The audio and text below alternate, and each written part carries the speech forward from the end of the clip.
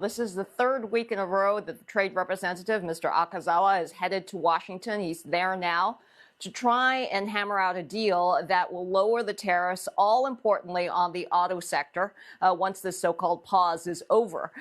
There are certain deadlines looming. One of them specifically is the G7 meeting, which is coming up in about a week's time, where President Trump and the Prime Minister Ishiba will meet, whether they like it or not. And there has been a lot of chatter that Japan is trying to ink a deal either then or before in Washington. And that's why this shuttle diplomacy has been going on for the last 3 weeks. I think it's going to be part and parcel. You mentioned rare earths.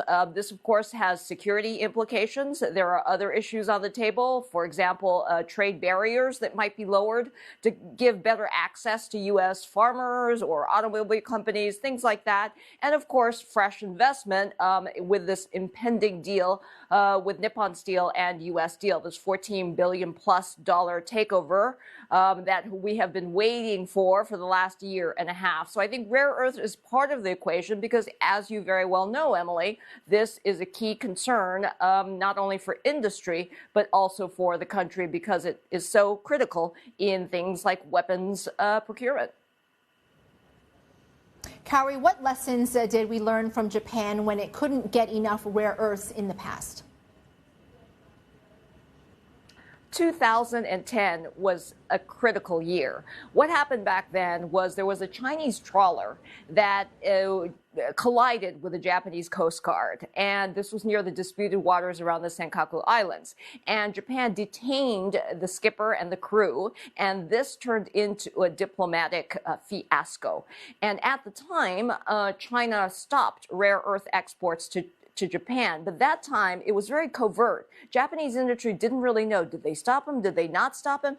And this was a critical blow, not only to the auto industry, people like Toyota, but other industrial conglomerates like Hitachi. So we're 16 years after that incident. So what has Japan Inc. done in that process? They've done a lot of things. One of them is recycling. You may think it's not a big deal that in Japan, everyone recycles like it's the mantra. But it is important because these magnets include crucial elements that can be recycled and reprocessed and repurposed for other things. That's one area. Also, companies like Toyota have been able to make a type of magnet that does not require rare earth as it did 15 years ago. These are technological developments that give it leverage and cushion it from future supply chain disruptions. Because I think right now what we're dealing with is not just the tariffs, which are awful, but a supply chain bottleneck really is critical for the industry. Because if you don't have anything to sell, then you can't really slap an extra, $10, $100 on it because you simply do not have the product to sell. So that's one. Those are two areas. The other, you mentioned Linus before the break. Back in 2010, Japan invested into Linus. They've done other investments in the European markets, particularly in France, to try and create a link, a pipeline to these companies. Because we know rare earth is a bit of a misnomer. There's nothing rare about it. There's plenty of it, but digging it up is very costly. But what you do after you dig it up, to process it, to refine it, to make it into that ENOT that everyone needs, requires technology. And China has been investing, as you know, hundreds and hundreds of professors are involved in this kind of project. And my understanding is that U.S. has not done that.